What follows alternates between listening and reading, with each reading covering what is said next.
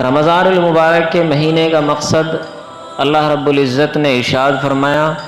کہ روزے اس لیے فرض کیے جاتے ہیں تاکہ تمہارے دل کے اندر تقوی پیدا ہو جائے،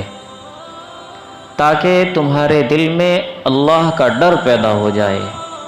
تاکہ تم گناہ کرتے وقت اللہ کو یاد کرنے لگ جاؤ، تاکہ تمہیں ہر برا عمل کرتے وقت اللہ کی یاد آ جائے۔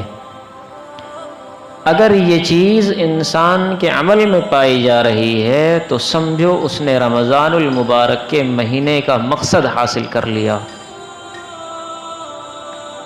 رمضان کے روزے بھی رکھے،